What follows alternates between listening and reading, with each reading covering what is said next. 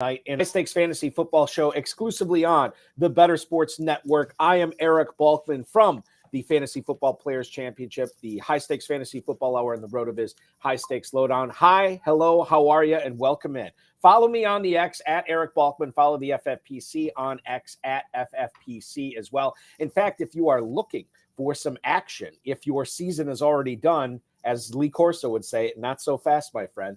Go to myffpc.com, myffpc.com, and get in those FFPC playoff challenges. There's no draft. There's no salary cap in this postseason contest. You choose the 12 players that you want to ride for the entire postseason, and then that's it. That's your team. You don't have to monkey around with, draft slots or waiting for other people to join or switching your lineup from week to week. No.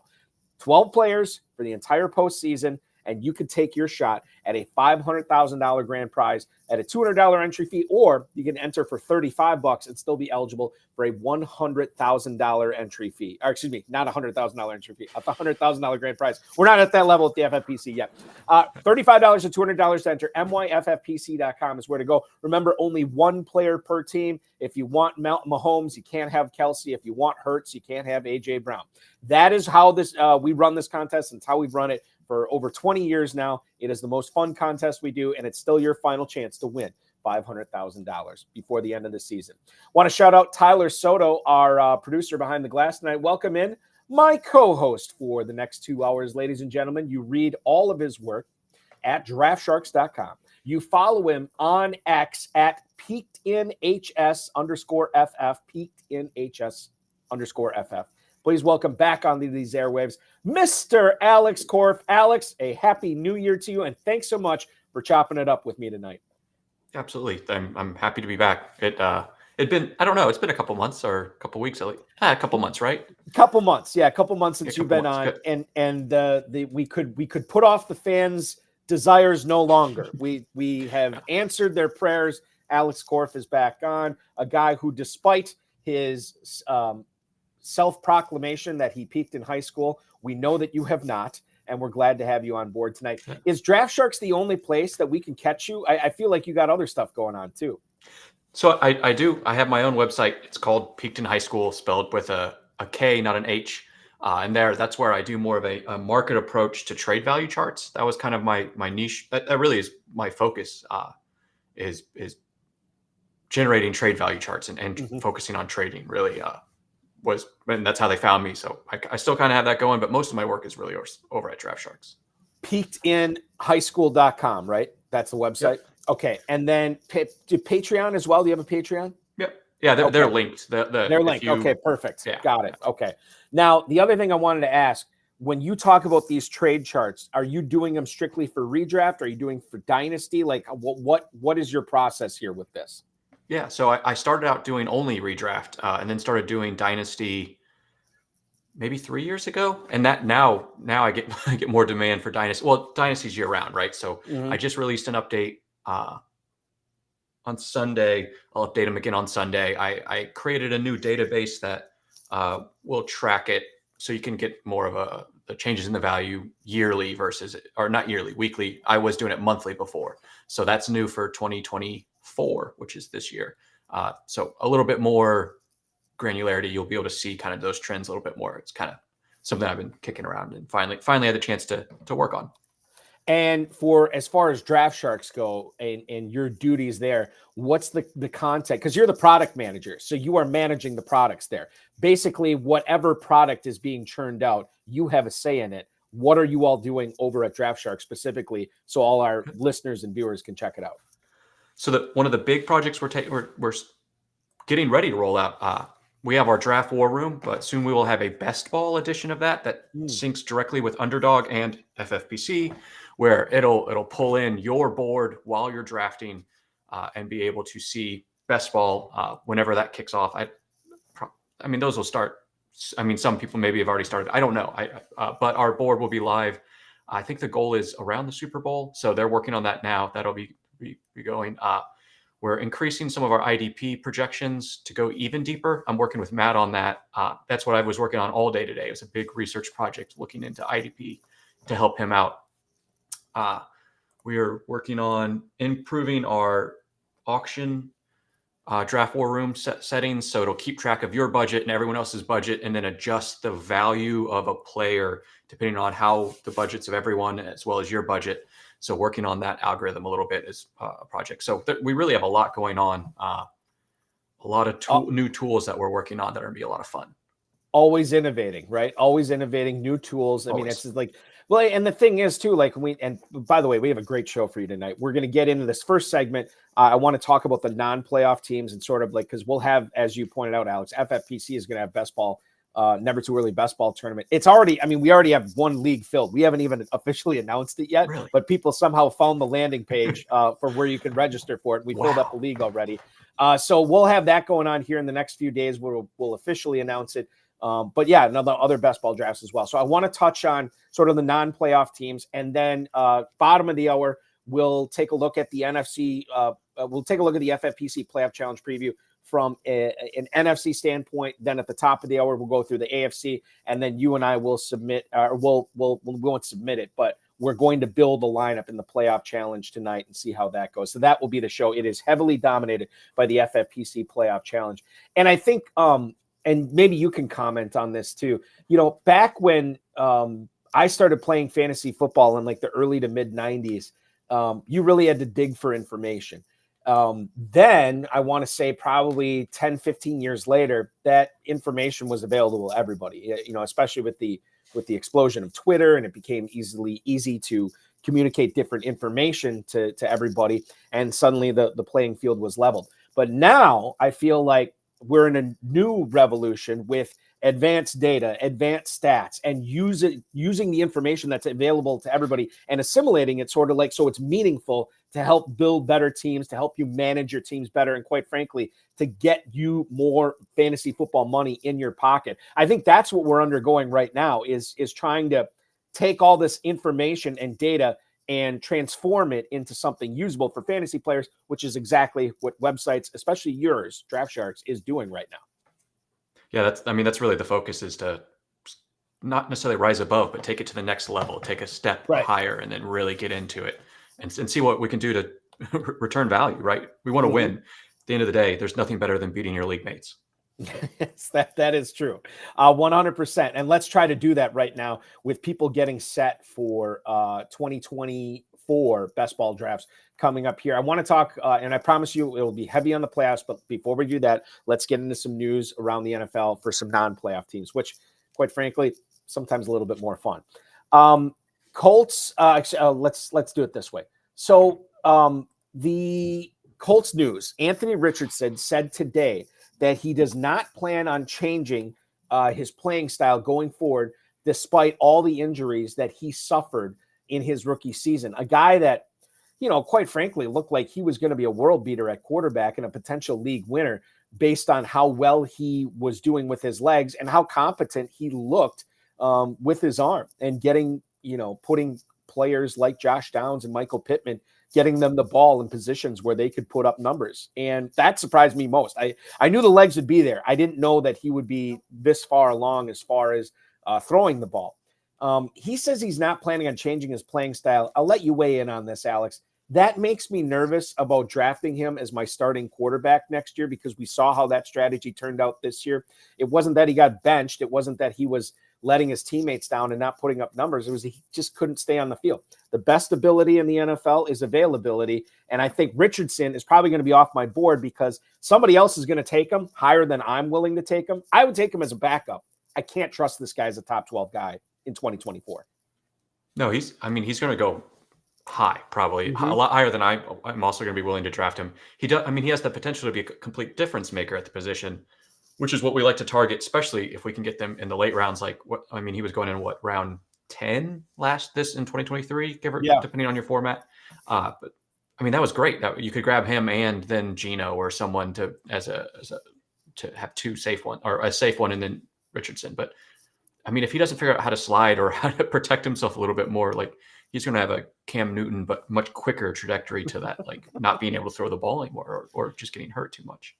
Just to put this in perspective, and I'm going to bring it up right now, where he was going at the end of drafting season, Anthony Richardson. If you look at our main event, the last few drafts that went off, prior to the start of the season. Anthony Richardson fell to an early 12th round pick. He was quarterback 13, and he was right in Dak Prescott, Daniel Jones, and Anthony Richardson were going bang, bang, bang right at that 11-12 turn. Now, bear in mind that was before we knew what he was going to do in 2023. So now when you think about the tape and the numbers he already put up, where's that going to be next year? Going to be a lot higher than the 12th round. And that's, I think, therein lies the rub, as William Shakespeare would say. That is a problem. If you want to draft Anthony Richardson, you're going to probably have to draft him as your number one quarterback, and then fill in the blanks after that with your backup. The Bears were in the news. They have fired offensive coordinator Luke Getsy, more members of the offensive coaching staff, including quarterbacks coach Andrew Giannacco. I think the running backs coach got fired as well, if I'm remembering correctly. I'd have to look back on that, but I know it was multiple offensive players that are coaches that got fired. I want to relate this back to Justin Fields here, because now it sounds like he's going to still have the same head coach next year, which I think is a little bit overrated, given that Matt Eberflus is a defensive guy rather than an offensive guy. Justin Fields is no guarantee to be in Chicago next year. He also, regardless of where he is, whether it's with the Bears or somebody else, he's going to have a new offensive coordinator, and he's going to have to learn a new offense. I'm kind of curious what you would do, Alex, with Justin Fields, because we don't know right now, but if you had him on a dynasty team, what you would do with him as far as trading him, trying to acquire him. We got to look into the crystal ball bit on this one, but we're going to be drafting best ball teams in the next couple of weeks. We got to figure this out. Yeah, it's almost like you were in our group chat at work today. We were arguing about Fields versus Stroud versus Tua. And my approach is this is the time of year where I almost never trade, because there's no driving force. Like, you don't need to fill your roster now. We don't have the information, so it opens you up for a lot of just risk. And I'm usually kind of risk adverse. So, this time last year we thought Trey Lance was going to be a starter. Mm-hmm. I think Fields is going to go, even if he's not in the Bears, he's going to start somewhere, right? He's going to go to Atlanta. He's going to go, I don't know, Commanders or something, right? He's almost definitely. But we said the same thing about Trey Lance. I'm not saying they're the same player, but there's an amount of risk that I'm probably not willing to trade for Fields. At the same time, I'm probably just going to hold him if I do have him, because he probably will be a starter. Justin Fields last year, quarterback 7, going in the 6th round. And I guess, honestly, maybe I should be looking at how he was being drafted at this time in best ball drafts rather than main events in late September. But this is the data we're utilizing here to try to figure out what's going on with Fields. So you, for best ball right now, he's kind of a guy that you would stay away from, but at the same time, he's not a guy you're trying to unload in Dynasty. Yeah, I would say it'd be a little bit different in best ball. I would probably try and get some exposure, because I expect he's depressed in value right now. Like I think best ball would be a spot where if I was, this is a little earlier than I will start, but if you were starting, like let's say you snuck into one of those that is opening up in a week or two, or I guess a couple weeks, that's probably the perfect time before we have free agency, before trade season can really take off in the NFL. That's probably a time where I maybe would be looking at him, unless everyone's doing that. So it's really, I would need to see, I guess, where his ADP goes. But best ball, I'm actually a little bit interested in him. We are contractually obligated to mention Aaron Rodgers on the program tonight. So we will do that right now and get it out of the way. Aaron Rodgers spoke to the New York media on Monday, and he said he's hoping to play more than just 2024. Now, again, take whatever this guy says with a grain of salt. But originally, he said he planned on making 2023 his last season. But then when he started practicing, he realized how much fun he was having, and he fell in love with the game again. He just turned 40 years old. He will be 41 next season. I don't think the lesson here is, hey, go out and grab Aaron Rodgers because you're going to have him for multiple years. I think the lesson here is remembering how we were drafting players like Garrett Wilson and Breece Hall, this past year, and understanding that as good as they were, and listen, what Garrett Wilson did this year with Zach Wilson and some of those other quarterbacks, I think is a testament to how truly good he is. Breece Hall, I think, is a little bit different, because I think he took advantage of Trevor Siemian just not willing to force the ball down the field like Zach Wilson did. But I think as far as let's put Rodgers aside for a second, Garrett Wilson and Breece Hall, what do you expect from these two guys after what we saw they did this year without Aaron Rodgers? What are they going to do next year, Alex? I mean, I think Hall had like 80 receptions, or not 80, like 70 receptions or something. I mean, it was high, and I think it was a lot of what you said. It was like Najee with Roethlisberger, where they were just empty, like not meaningless, but like they were checkdowns, and then Brees Hall just happens to be incredibly special, and he's going to take one for 70 yards or something. I bet he's going to be. I mean, he's going to be a first round pick next year, right? He has to be with absolutely. how he did. I expect we're probably drafting. I mean, are we even drafting him out of ceiling? What if Aaron Rodgers is back and is even fine? I mean, he could be the running back one overall. He's probably going to be a top 6 pick, even saying it. But Garrett Wilson is one that's just still a little bit. He's tough. He's just so good. He's so good. And if he doesn't have Tim Boyle or Zach Wilson thrown to him, he has to be a top 15 wide receiver at least, if not top 12. And I think he's going to go higher than that. You know, if you look back on the FFPC main event, Garrett Wilson at the very end was being drafted as wide receiver 6 at the 109, which was incredibly high last year. And a lot of people got let down by that. And why wouldn't you when Aaron Rodgers went down? Let's take it back to Brees Hall for a second. 76 catches he had this past year. He fell short of 1,000 yards rushing by just 6 yards.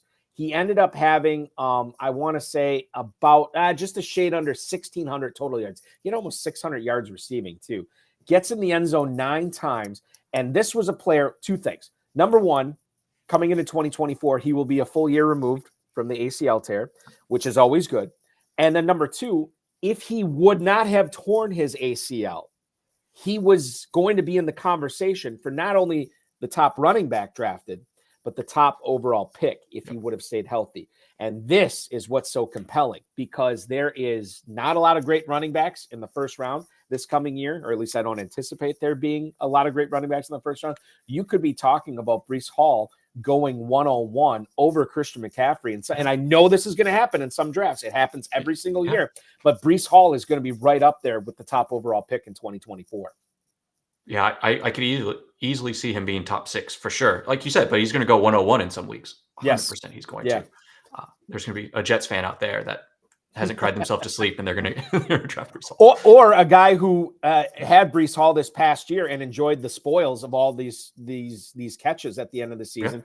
I mean, it's all about recency bias, right? And I think that could affect people this, you know, in 2024 drafts based on what we saw at the end of this season as well.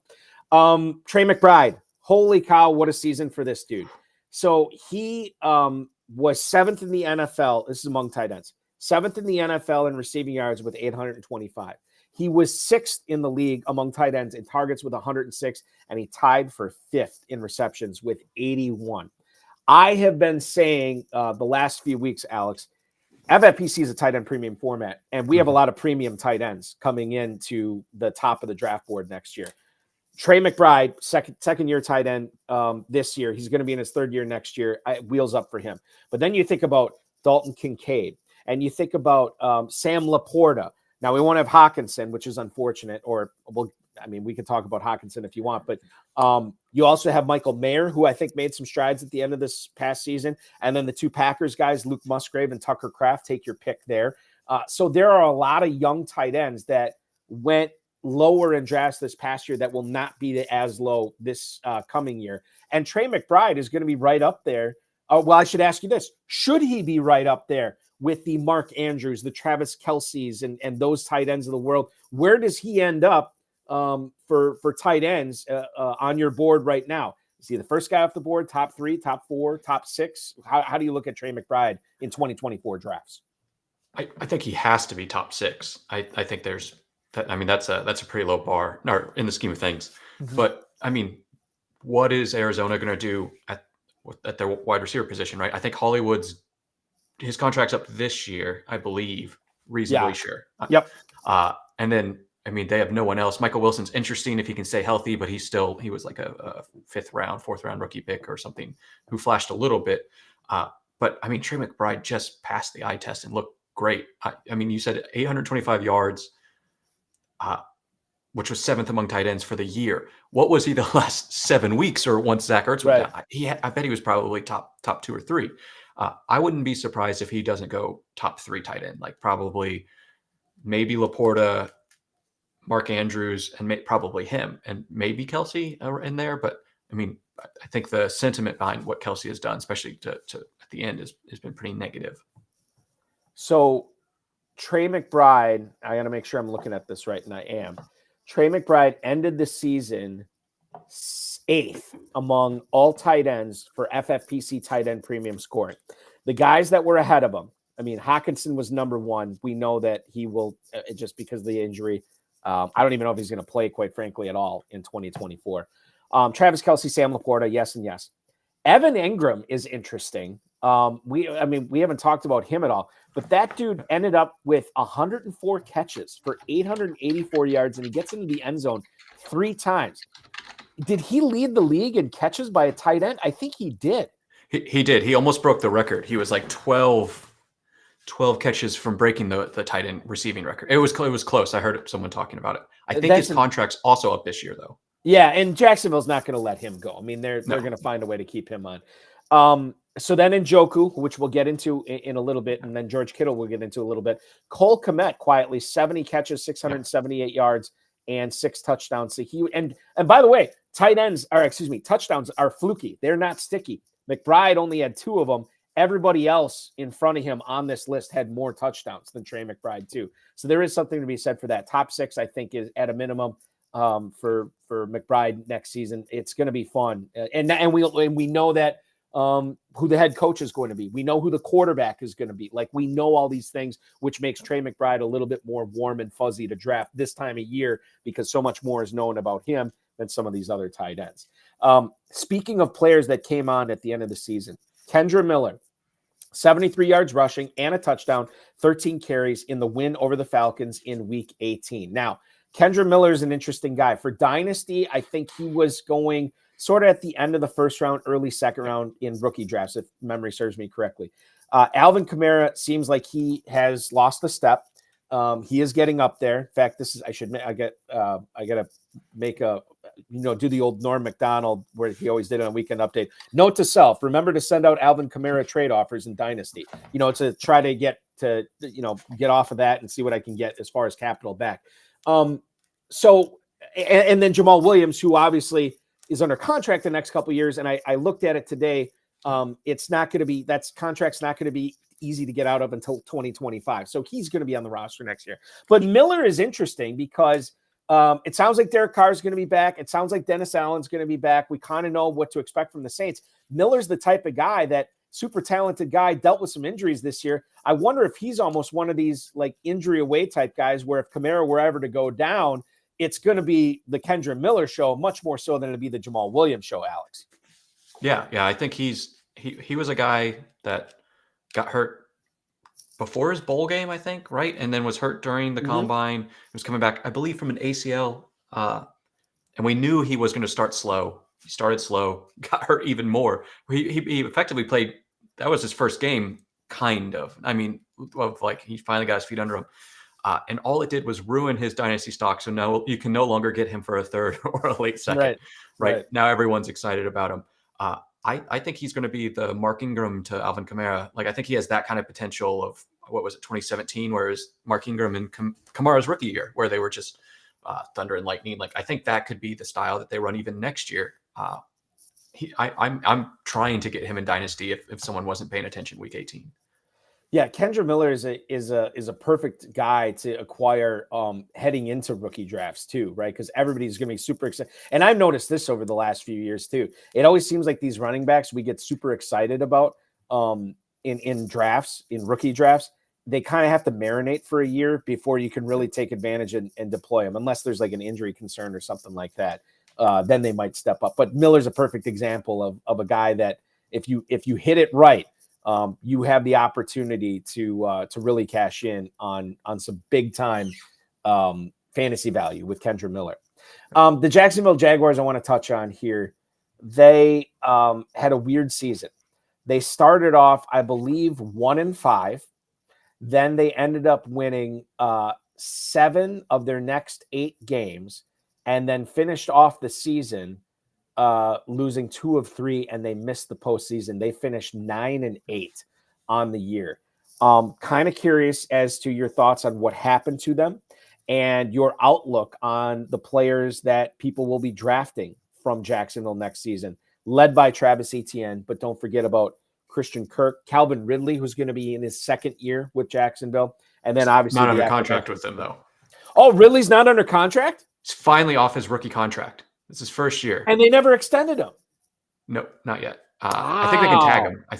I believe that's how that works. Like, yeah, I mean, you wouldn't tag a guy like Calvin Ridley coming off the season. Then, oh my goodness, this is fascinating. Yeah, but what? Okay, he's got to get paid, right? Like what? I mean, what's he doing? So I guess that's part of it. So I mean, their offensive line was kind of suspect, and then really just wasn't it. Like definitely going down the stretch, that was something. And then I mean, I think Trevor Lawrence was walking out there with maybe on crutches, like actively on the field based on how many injuries he picked up. But I mean, it was definitely an offensive collapse that was hard to watch. Like, I mean, it was insane. They lost Christian Kirk. They lost Zay Jones off and on all year. They at least had Calvin Ridley the entire year. But I mean, that was a team that it was kind of insane, the run they went on, and then the run they went on to not make the playoffs. Like it's, yeah, I think they're one that maybe could bounce back depending on what they do this offseason. Are they going to sign Calvin Ridley? Christian Kirk's still there. I think Zay Jones is still there. Etienne's there for a little while longer for sure. He's still on his rookie contract. How high would you take Etienne? Is he a top? He's got to be a top 5 running back. Would you take him higher than top 5 as far as running backs go? I mean, so I guess we can just do the math. Christian McCaffrey, right? Breece Hall, sure. Kyren Williams. Etienne's Kyren Williams is a fascinating guy. I want to save him because this is no, let's not save him. Let's just talk about Kyren Williams from 2020 from a 2024 standpoint. He is fascinating because he's not a pedigreed guy. He did not crush the combine. In fact, it was the exact opposite with him. Yeah. And yet he looks like a tremendous football player. The Rams could still pull a Seattle Seahawks on us and draft somebody in the second round or the third round this coming year. But I always thought that those picks are such at a premium with Los Angeles, given that they always trade them away and they need so much help on defense. I didn't think that they would be crazy enough to do that, but maybe they are crazy enough to do that. So Kyren Williams, I think, is a riddle too. And then we didn't mention Rachaad White, another player that I think would be in contention for a top 5 pick.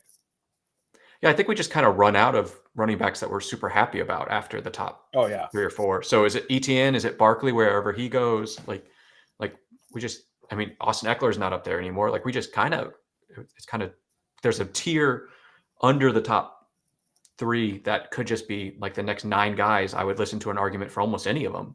Yeah. Some of it's going to depend, I guess, on what happens on draft night and what changes. And the other 3 that we didn't mention, at least I don't think you mentioned, Jahmyr Gibbs, Devon Achane will be in, should be a top 10. I mean, depending upon how you view Raheem Mostert, and then Bijan Robinson, a guy that was much heralded, was not used, and now they have a new head coach in Atlanta too. So, and Dom Gazzetti pointing out that all those guys have little to no competition in the backfield, which is what we're saying, but we're also saying for now, we'll see what happens when the draft rolls around. Final thing I want to get, go ahead. I'm sorry. I was just saying the Rams have to add someone, Ronnie Rivers, or let's see, who else did they add? Darrell Henderson off the street. Like they're going to add Royce Freeman. They added Freeman, too. Yeah. But I mean, none of those guys are. No. I mean, they're just guys.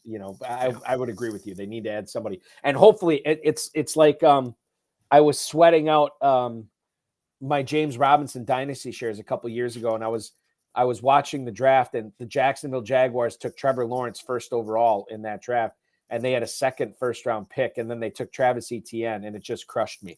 Because you're like, you need a wide receiver. What are you doing? Right, exactly. And then it kind of worked out because I think that first year, didn't Etienne hurt his kneecap or something? So then Liz Frank, yeah. So I got almost a full year to Robinson before he got hurt, and then Etienne took over. Robinson was gone, so it ended up working out. Keenan Allen, his future, he acknowledged as much to beat reporters and the media that he understands what the cap situation is for the Chargers and the number that his contract represents, the number that Mike Williams' contract represents. It's going to be very tough for the Chargers to bring back both of those players next year when you consider they already have Joshua Palmer, who put up some pretty good numbers in limited action this year, and they just sunk a first-round pick into Quentin Johnston as well.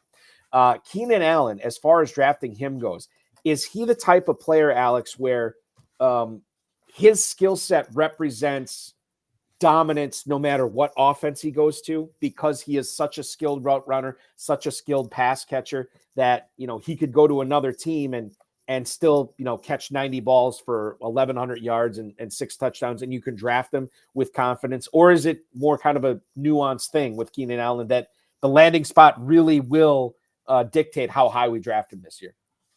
I expect if he goes anywhere else, it will be probably not as optimal as with Justin Herbert, right? Like he'll probably be less, but I don't think there's that many teams that I can think of in the league where I wouldn't still be like, oh yeah, Keenan Allen fits there and is going to be a great PPR target for sure. Mm-hmm. He might not have top 4 wide receiver upside, but he's going to be great to plug in as your high end wide receiver 2, probably low end wide receiver 1. Yeah. About anywhere that he would go. And he'll get paid. That's the other thing too. Wherever he goes, he's going to get paid. Money means playing time. Playing time means targets. Targets mean catches. Catches mean fantasy points. So I think that's the way we look at Keenan Allen going forward. So that is sort of our off-season look for all the non-playoff teams. And I know everybody tuned in. You say, Balky, what's going on? I thought you guys had a playoff challenge. Yes, the FFPC does have a playoff challenge, and we're going to get to it right now. San Francisco, Dallas, all those NFC teams. Let's break it down. Let's talk about who the chalk plays, who we think the chalk plays are going to be, who the contrarian plays are going to be. We'll have a look at the NFC as far as the playoff challenge goes, as everybody is trying to win $500,000 for this at myffpc.com. He is Alex Korff from DraftSharks at peakedinhs_FF on the X. I'm Eric Balkman at Eric Balkman on the X. Don't go anywhere. Stick around. It's going to be fun. Playoff challenge preview, NFC style, is coming up next on the High Stakes Fantasy Football Show on the Better Sports Network. Of the NHL games, I had a conversation with Coop A Fiasco yesterday when we were producing High Stakes, and he was talking about playing video games. And I, since he covers fantasy football, I said, hey, are you going to be getting the new Madden this year? And he goes, yeah, I don't really play Madden. I play NHL. And that tells you, and it really does, that I do feel that the NHL game is better than Madden. I feel like Madden is overrated. The NHL game is so realistic. I don't know if you guys saw the trailer and all the new additions that they added to this game, but it really looks good. I tried finding all the games that I had of NHL, and I thought I had a lot. I only have 4 of them. And that's because I used to live with my my roommate and good friend who, got me into hockey, and we would play most of it in his house. So he has most of the games, but I do got 21. There you go. I got NHL 18. We got Connor McDavid up there. NHL 12, I think, was the start of the new consoles for me. But the big one, the holy grail of NHL games, NHL 94 for the Sega Genesis, right there. Look at that. Look at that beautiful cover. Look at it. Looks like a VHS tape. That's how good this game was. No, let me stop you right there. So people, VHS tape, if you don't know, it's this like rectangular black plastic with the magnetic tape on the inside. Tape's this big. You put it in something called a VCR. For a little while, there was something called Beta that didn't last too long. Look at this cartridge. I mean, they're not cartridges anymore. They're either discs or those little memory cards. But man, that thing is thick, right? And you don't even need a cartridge or a disc anymore. You can buy the digital version. And then you got Ron Barr on the book. I mean, he used to be always in the intro telling you about the team and what was going to be happening in the game. So NHL 94 is by far my favorite game, sports game. I love that game.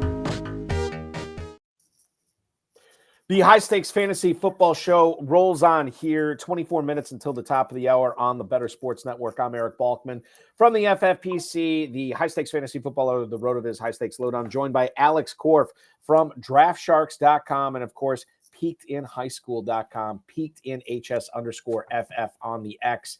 Want to remind everybody, too, we have a great FFPC playoff challenge going on right now. myffpc.com. Just choose the 12 players that you want prior to the wildcard game kicking off, which I believe was Cleveland and Houston, 4:30 on Saturday, and just watch them ride throughout the remainder of the watch them ride through the postseason.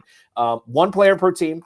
$200 entry fee gets you in for $500,000 grand prize. A $35 entry fee gets you in for a $100,000 grand prize. And let's start talking about these players. Now, I misspoke prior to the break.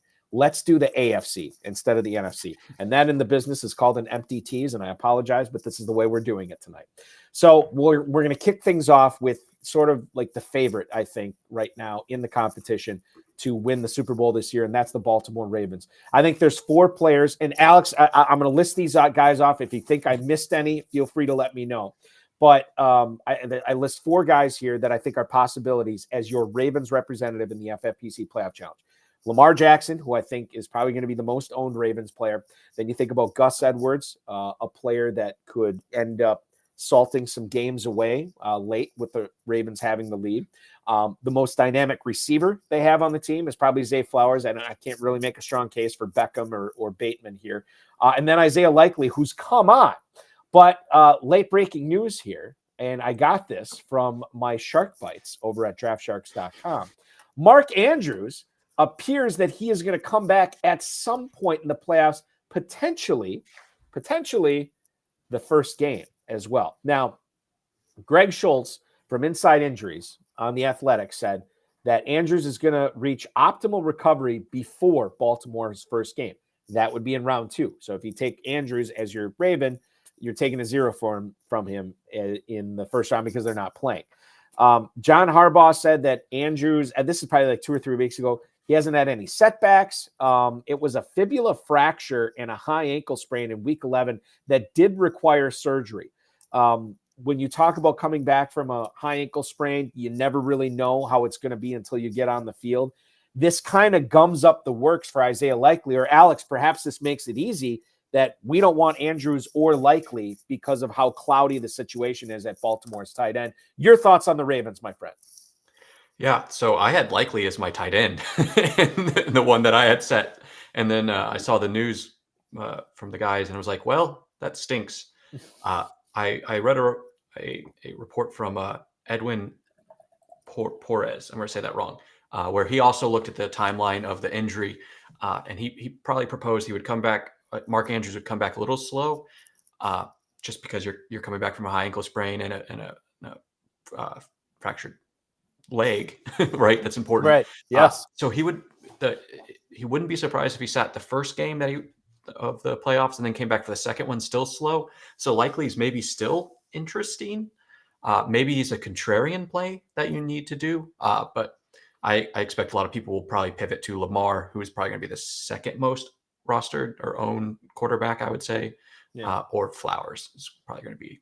Well, we haven't talked about Flowers. What about him? Because he's so dynamic that he could be the potential guy that, okay, maybe the first week he catches, 3 for 45 or something, but then in the following week, maybe in the AFC Championship, he just goes ham and has like a 8 catch for 3 touch. Like he does the Gabe Davis thing. Yeah. 8 catches, 3 touch. You know what I mean? Like that's what's so compelling about Zay Flowers. And we got to get this Ravens thing right. But that would still probably want to push me towards using Lamar versus Flowers there, because Lamar is going to benefit from that probably more. And then there's still a lot of really interesting wide receivers you can look at besides Flowers. Like Flowers, I think is a great option. I think that's the choice you have to make. Do you want Lamar or do you want Flowers or Dalvin Cook or something? I mean, none of these guys are really. No, you're not. No, we're going to slam the door on Dalvin Cook. No, we're not. We will not be. I'm a Florida State guy, but we're not mentioning Dalvin Cook in regards to the playoff challenge tonight. Let's move on to Buffalo here, Alex. I got 4 players here to look at as well. Now they will play this weekend.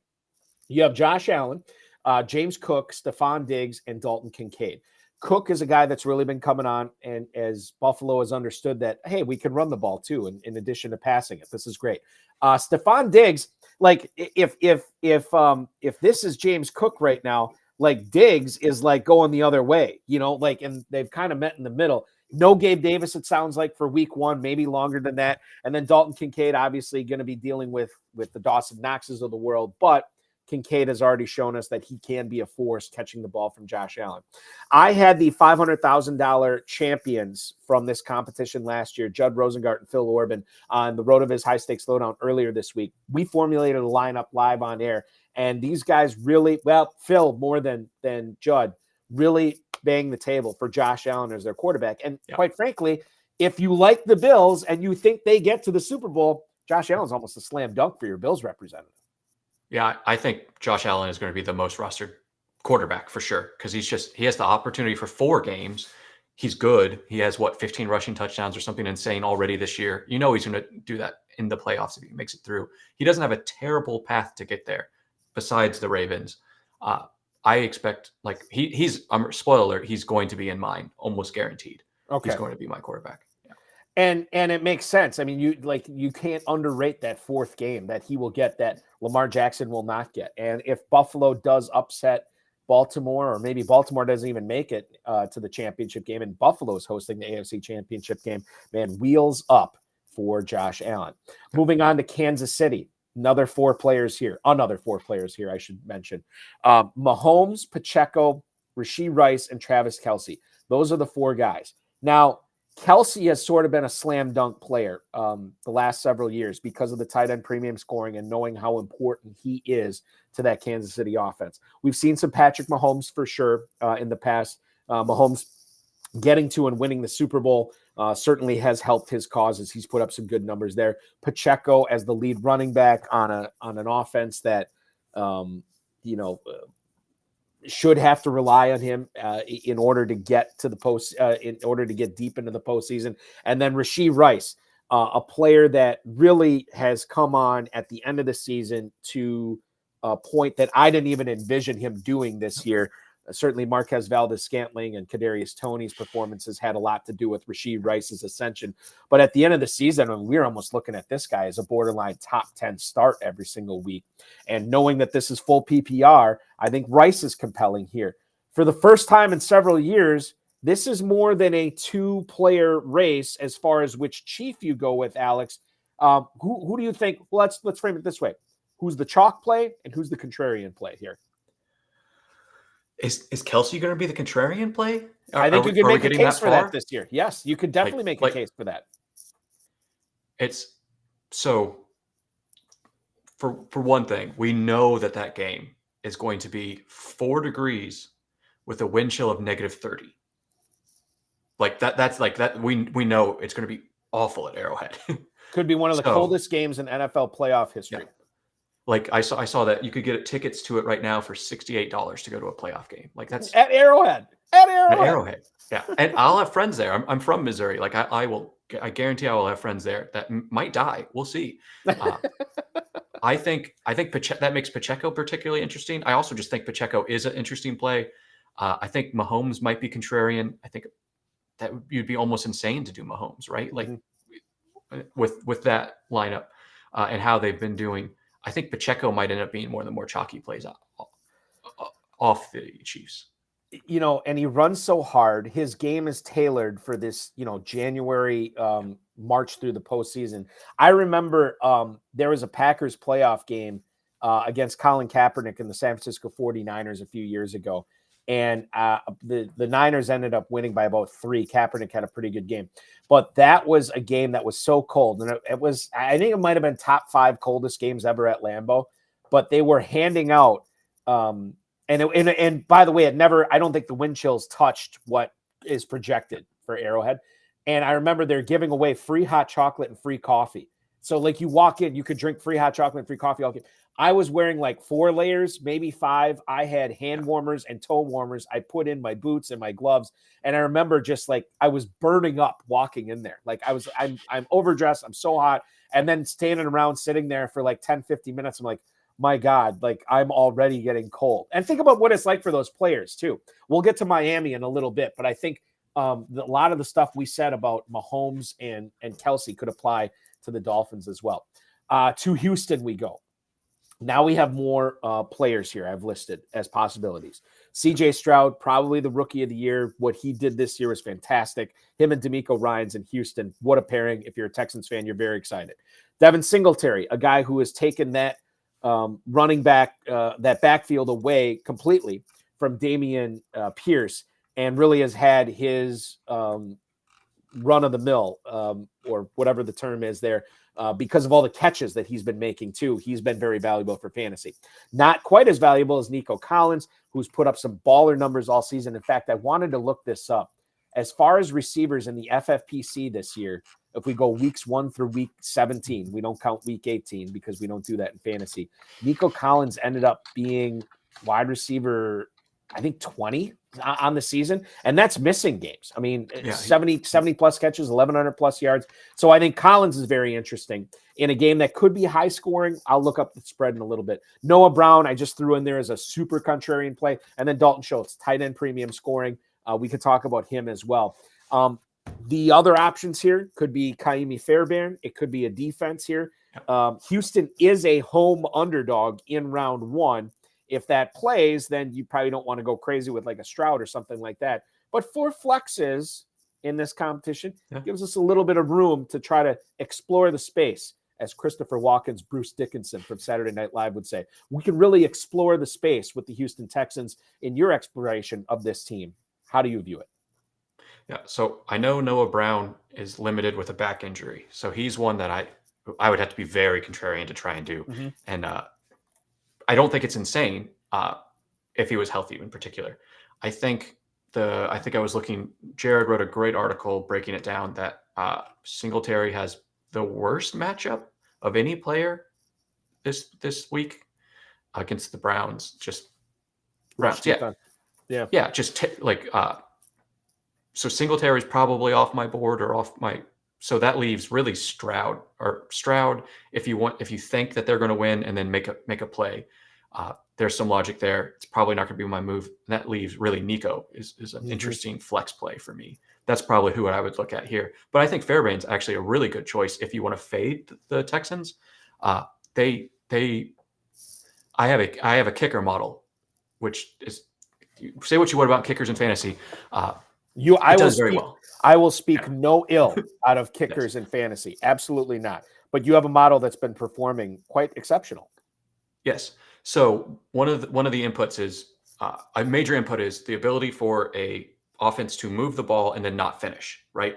We know that rookie quarterbacks in particular, if they can move the ball, Kyler Murray, his rookie year, Zane Gonzalez was a great kicker because they can move the ball and they just couldn't finish.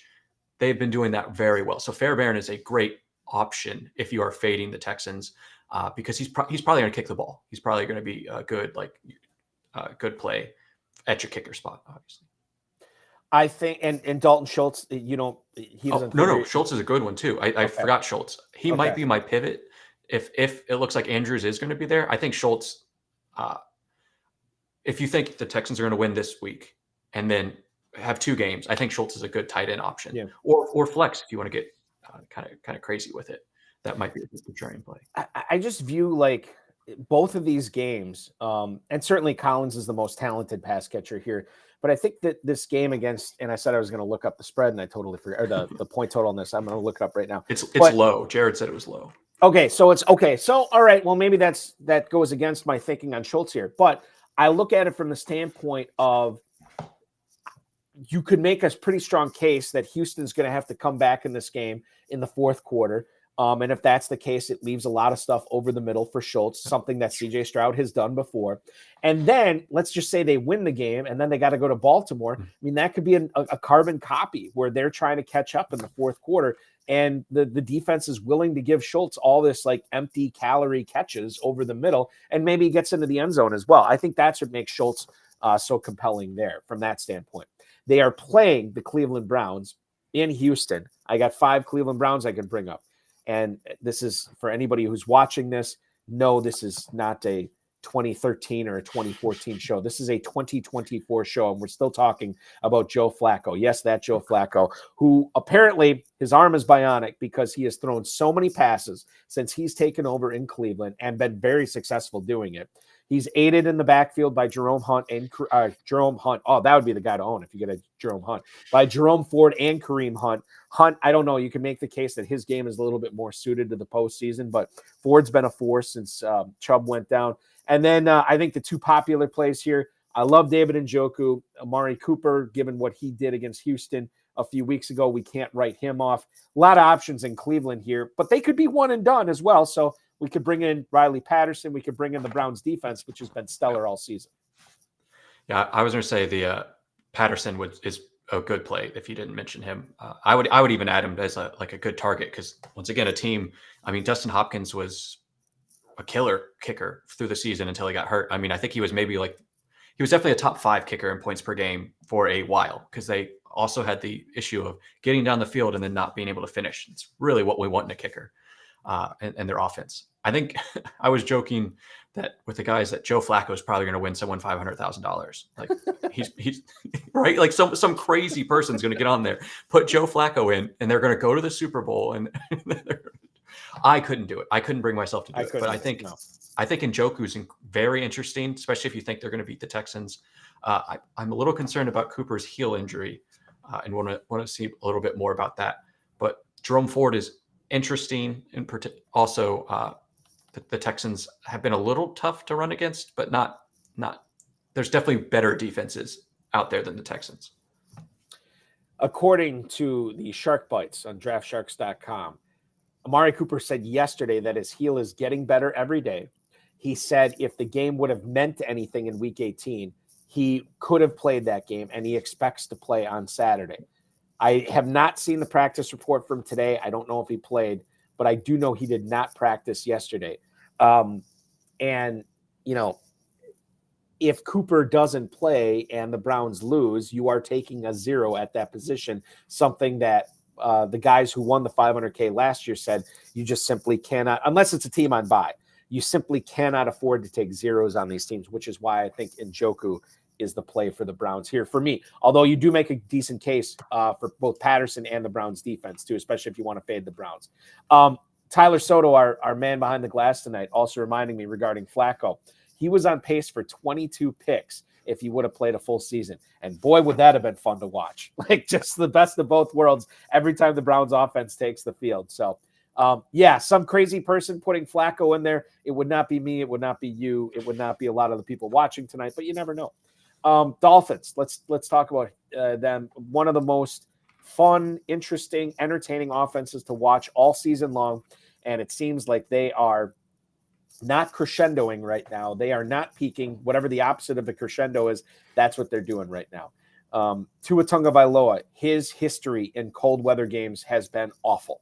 And this is the coldest of cold, this game. So you say, okay, well, they'll lean on the guy who got 21 touchdowns for him this year, Raheem Mostert. Again, not so fast, my friend. He's been dealing with an injury, hasn't played in a few weeks. We'll see what happens with him going forward, which could mean wheels up for Devon Achane if he is assuming the lion's share of the touches in the backfield and just competing with, the Jeff Wilsons of the world or something like that. Tyreek Hill is dealing with a couple of injuries right now. Jalen Waddle, I believe, correct me if I'm wrong, I believe Waddle practiced today, and he's going to be listed as questionable for Saturday night. So certainly he's coming off and looking good, or as good as he can at the end of the season.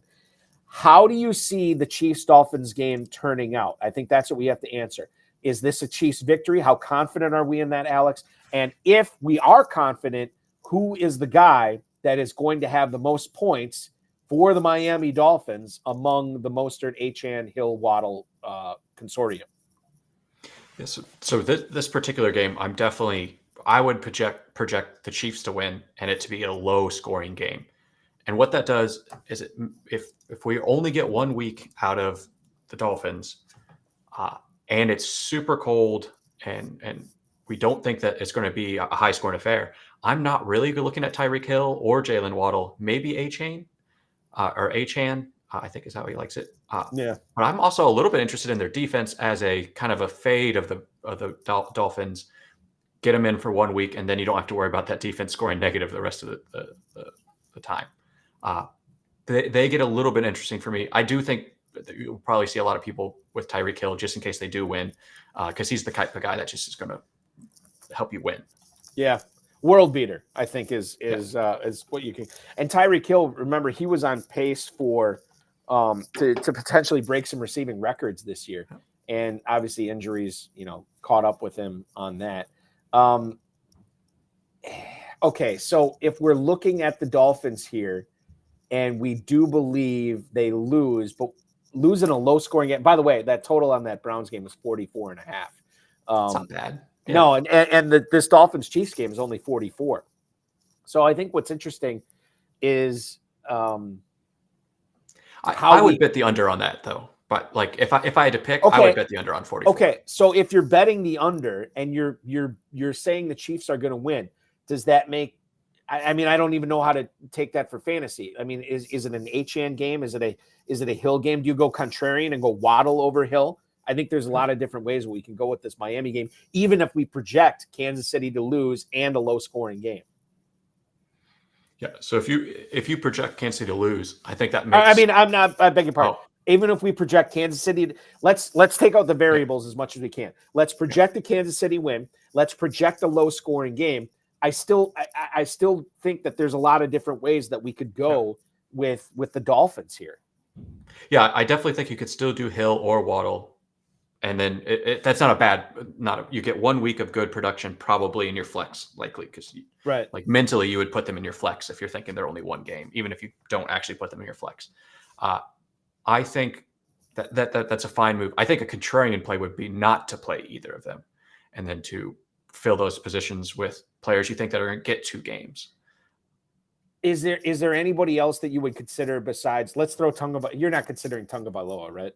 I'm really not. Okay, so besides Mostert, HN, Hill, Waddle, it's got to be one of those 4 for the Dolphins, or do you want to go with the defense or the Miami defense?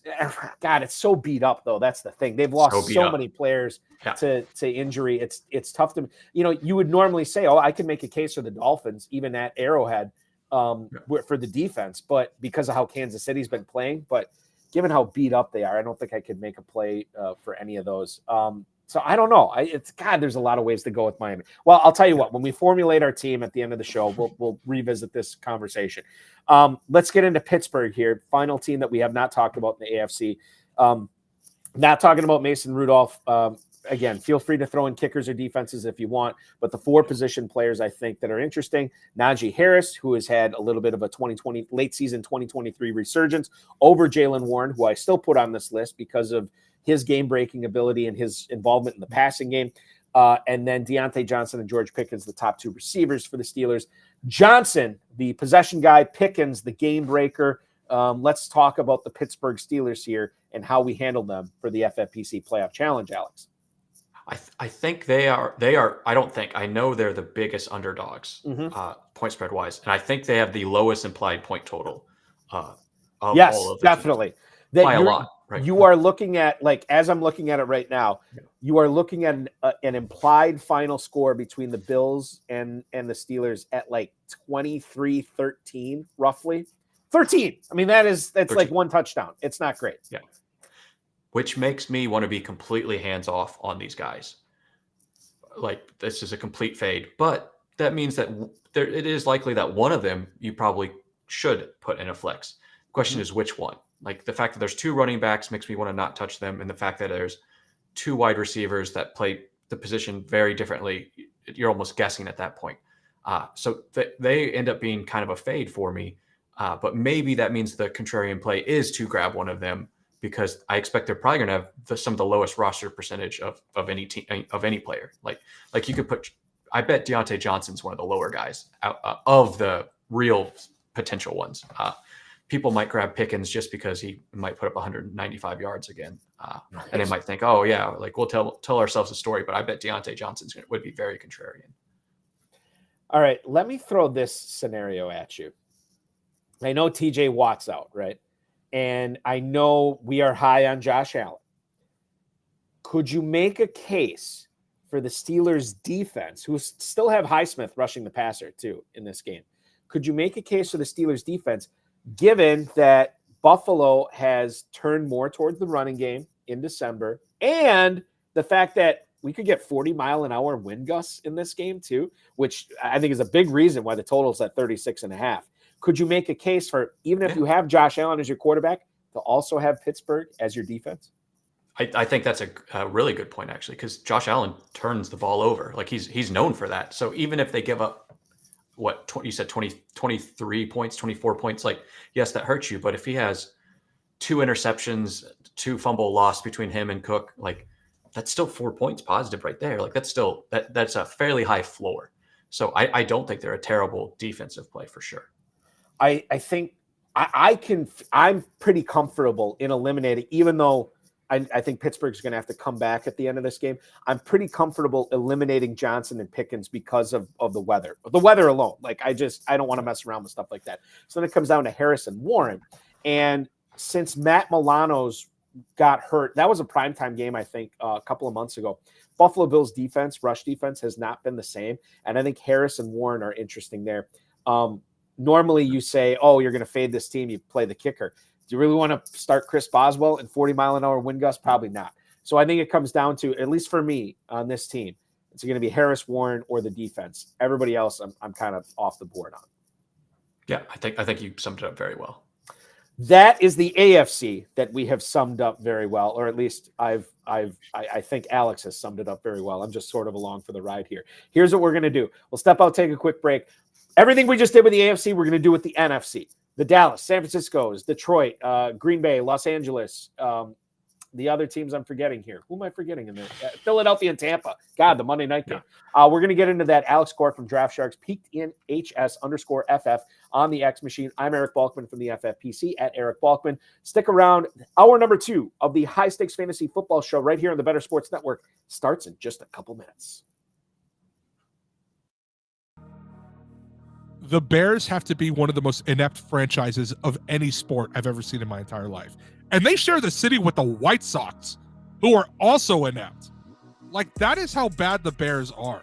I just don't understand how you can go your entire existence and the quarterback that wins you a Super Bowl is Jim McMahon. You couldn't find anybody else. They don't have a good history with quarterbacks, and they let him be the quarterback for a long time, too. Deshaun Watson and Patrick Mahomes right there. Mm-hmm. And you drafted Mitch Trubisky. They were right there. I there's a lot of pain in being a Falcons fan. The Bears are one of the teams I could argue they might have it worse, and they have a Super Bowl. And when the best quarterback in the past 50 years is Jay Cutler, you have a problem. That's so funny that you just said that. We were talking about Jay Cutler the other day, me and my friend, and I was like, yeah, he was on, because we were watching the Colorado Rockies game against the Giants, and it looked like he was behind the thing. I was, yeah, well, he played for Denver most of his career. We looked it up. Chicago let him be their starting quarterback way too long. Here's the thing, too, is that Jay Cutler wasn't bad. Like, he was erratic. He wasn't terrible, though. The poor man's Brett Favre. I'm taking him over Justin Fields. I'm sorry. I would. But Jay Cutler led that team to an NFC title game that they lost to Green Bay. But he's gotten farther than anybody else. You want to know who the other starting quarterback was for the Bears in the other Super Bowl appearance they made? It was Rex Grossman. What are we doing out here? It was Rex Grossman and Kyle Orton was the backup. How are you that bad? Bro, like, oh my God. Listen to the top 5. According to Football Reference, the top 5 greatest Bears quarterbacks of all time. Jay Cutler, number 1.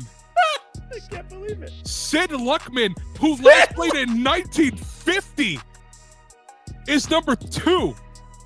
Jim Harbaugh is number 3. Jim McMahon, the Super Bowl winner, is number 4, and he played there for 6 years. And Mitch Trubisky, is number 5 on the list as terms of passing yards go. Welcome back into the High Stakes Fantasy Football Hour here on Fantasy Football Night in America. It is the Better Sports Network. So glad you're joining us no matter where you're watching, whether it's betternetwork.com, the Better Sports Network socials, or the FFPC socials as well. I'm Eric Balkman from the Fantasy Football Players Championship, myffpc.com, and of course, being joined by Alex Korff from DraftSharks, peaked in HS_FF on the X, peakedinhighschool.com is where to find him. Alex, so good to have you on the program tonight. And we just went through the AFC and all the players that are in the playoff challenge. Now, I work for the FFPC. I'm not allowed to submit a lineup for this, but I still like playing along. You have gotten me so dialed in on the AFC. I feel like I know what I'm going to do. And I guarantee you, 2 hours after we go off the air tonight, my mind's going to turn into goop again. And I'm not going to be able, I'm like, God, I was so sure I knew what I wanted to do with these players, and now I don't know anymore. And I think it's one of the things that makes the FFPC Playoff Challenge so fun and so maddening, right? We have a situation right now in regards to the FFPC Playoff Challenge, which you can register for now at myffpc.com, myffpc.com. $200 entry fee will get you eligible for the $500,000 grand prize. $35 entry fee will get you eligible for the $100,000 grand prize. Now, as I look at the spots remaining, the $200 version, the $500,000 one, is 58% full. The $100,000 grand prize, the $35 entry, that is 65% full. I'm going off when I looked at this last week or so. I believe that is pacing ahead of last year. And we're less than 48 hours away. So I would encourage everybody, if you want to get some postseason action, myffpc.com is where to go. You're picking 12 players and you're riding them throughout the playoffs. You don't have to worry about switching your lineup around or, adding players or cutting players or getting a salary cap to work or drafting players or getting players for a draft. There's no weird rules, double points in the Super Bowl. That's it. And normal FFPC scoring. myffpc.com is your home for that.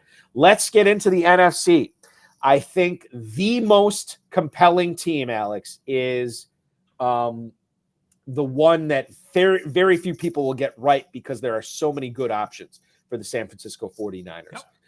Number one seed, have the best odds in the NFC to get to the Super Bowl, and they feature pretty good stuff at every position. A great quarterback in Brock Purdy, who's an MVP candidate. Christian McCaffrey, who was one of the few running backs to live up to his first round billing in fantasy drafts this year. Deebo Samuel and Brandon Ayuk, arguably the best 1-2 punch in the NFL as far as receivers go this year. And oh, by the way, they have a man-child at tight end who put up some great numbers over the course of his career, including 2023 in George Kittle. Handicap this one for me. Who looks good? Who doesn't? Who's the contrarian? Is there even a contrarian play in San Francisco, Alex? I think if I had to put money on it, I bet Christian McCaffrey's the most rostered, just because he's almost like a free square going right into that RB1 spot. Like, he's just going to be great. But I would listen to an argument for any of those five guys you listed. I think maybe Brock Purdy's the most contrarian, just because. Like, that means you don't get Christian McCaffrey or Deebo or Ayuk. I think Kittle's super interesting too, if you want to go a little bit different. I would listen to an argument for any of these five guys. I think you have to have a 49er in there, right? Like, there's no way. Oh yeah, absolutely, no question. Yeah, now let me throw this at you as far as the Niners go. I think. By the way, Dom Gazzetti chiming in on YouTube. Juwan Jennings, major contrarian move. I think he's hurt. Yes, that's the reason you don't want to go with Jennings. Yes. He might be. I don't know. All right. Let me throw this scenario at you. I agree with you. I think McCaffrey's going to be the most owned 49er. I think that's almost inarguable at this point. You could make a pretty strong case for Purdy if you believe the Niners get to the Super Bowl, because it's been so formulaic, right? With how he is successful and how he wins and how he puts up points. And George Kittle, obviously tight end premium, there's going to be people that pick him. The receivers, correct me if I'm wrong on this. Brandon Ayuk outscored Deebo Samuel for fantasy this season, right? And I know Samuel missed some games, but I'm pretty sure Ayuk was not only the best Niners receiver, but one of the better receivers to own in fantasy this year, correct? according to Jared's work, it has that and FFPC points per game. And I don't think he removed games where they left early. I don't think he would do that. He has Debo at 17 points per game, and then at 16.3. Okay, you're right. So Debo. Okay, so this is kind of. I wish I wouldn't have brought it. I wish I hadn't framed this way because Ayuk on the season scores 244.7 points. Debo Samuel behind him at 238.5. I feel like Samuel. You look at Samuel. He's the exciting guy to own, and people are going to go totally crazy for Samuel to be the big time contrarian play. Ayuk is the guy who quietly does all this stuff and still puts up numbers and still gets into the end zone and still stretches the field. I think that if there is a contrarian play on San Francisco, it can't be Kittle because of tight end premium. It can't be Purdy because the Niners are the favorites to get to the championship. It definitely can't be McCaffrey because he's probably the best option. And I don't think it can be Samuel because of people understanding and looking at how he has been utilized not only this season, but in previous postseasons for the Niners as well. I think the contrarian play is Brandon Ayuk here. Like that is the one I'm most excited about for the Niners. And are you really feeling bad if you are in contention for a $500,000 grand prize and they have Christian McCaffrey and you have Brandon Ayuk? Probably not, because you know that all it's going to take is one big game from Ayuk, or maybe McCaffrey gets hurt, or maybe Elijah Mitchell gets in there, and all of a sudden Ayuk could be the guy bringing you the prize. I don't think it's that crazy to be okay with Ayuk over Christian McCaffrey in this contest. Yeah, I think I like it. I do. I think it's contrarian. I think it's a good choice. I mean, McCaffrey's already dealing with an ankle injury. He's probably going to be fine. He'll probably be okay. He gets an extra week of rest. I think it's a move where you're almost banking on McCaffrey. I mean, you have to bank on McCaffrey not being the difference maker that's going to win the tournament for someone. But the thing is, you still need McCaffrey to have good games, because if he doesn't, the Niners are not going to go far. Yeah. But the thing is, you just want to keep it close with Ayuk and then just hope for one big game over McCaffrey. It could be the divisional, it could be the NFC Championship, it could be the Super Bowl. You get one big game, and as long as he keeps it close, Ayuk ostensibly could be the Niner to own. Yeah. Dallas is the highest scoring team in the NFL this year, the 2 seed in the NFC. And you think, oh my God, you think the Niners have options. Dallas is going to have a ton. I'm not so sure. No. I didn't even bother putting Brandon Cooks or Michael Gallup on this list. Jake Ferguson, quite frankly, I went back and forth on, but given how he finished the season, I figured I'd put him on there. Tony Pollard is he would be an easy guy for me to eliminate here. I'm going to include him because he said, I think a couple weeks ago, Alex, that he just now feels like he's getting over that season-ending injury that he had last year.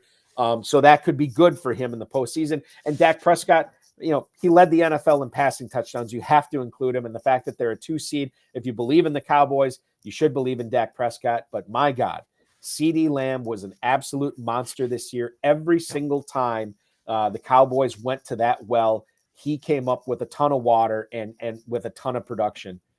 It's really, really difficult for me to get away from CeeDee Lamb in this contest.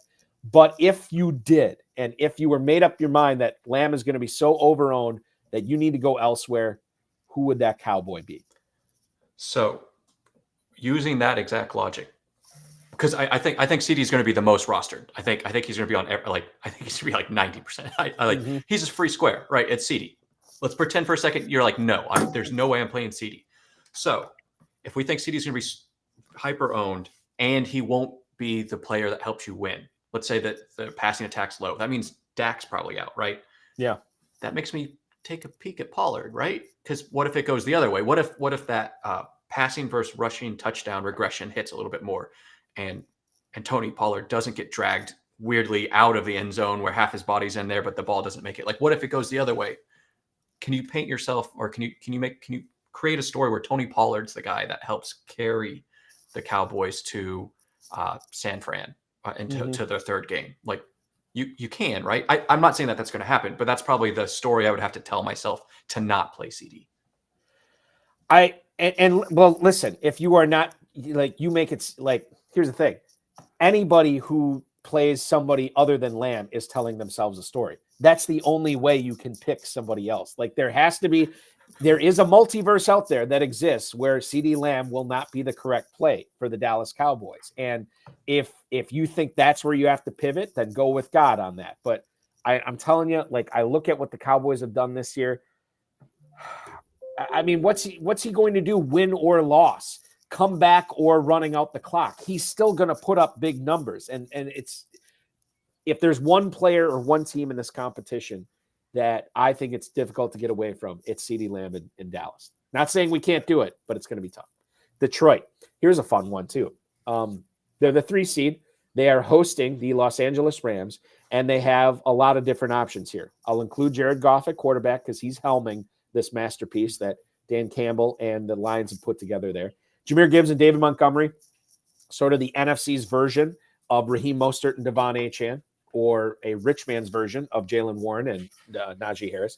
And then Amon-Ra St. Brown, and I will include Sam Laporta, and let's lead off talking with him because the Lions in this game are a favorite, but only by 3. Yeah. And it does not sound like Laporta is playing in this game. I saw a tweet. Go ahead. Said I think Laporta tweeted that he was, or not. Someone reported that Laporta said he was optimistic. Okay. Players are always optimistic. Right. Yeah. Okay. So yeah, I think I saw it while on break. So like, do we know, did he practice today, Alex? I don't think so. Okay. All right. And this is a Sunday game? I think it's a Sunday game. Yeah. Yeah. It's Man, I wish they were on Monday, right? Like, well, okay, you say that, but maybe it's good that they're not because then that gives him an extra day to get ready, but it's an extra day to disappoint you at the same time. I want all the injured guys going early so I know whether they're playing or not before lineups lock, or as much as I can, in this competition. Sam Laporta, to me, and I think you alluded to this a little bit, I never trust players when they're talking about injuries because they always envision themselves as healthier than they are, more optimistic than they probably should be. Tyler Soto says if he does play, it's probably going to be with the knee brace to avoid a hyperextension. That, according to Bridget Condon. And I think that it'd be different if the Lions didn't have all these options, right? It'd be different if like Sam Laporta was the CeeDee Lamb of Detroit, and he's not, because they have Amon-Ra St. Brown. They have those 2 running backs. Earth Orbit Technologies, Inc. in YouTube right now. Love St. Brown for this competition. And quite frankly, he's another guy in the CeeDee Lamb territory where, win or lose, he should put up big games. Can you make a good case for either the running backs or St. Brown here? For me, and you could talk about Laporta if you want, but I'm kind of out on him for this. Yeah, Laporta is not. He's too risky for someone I would target in particular. Mm-hmm.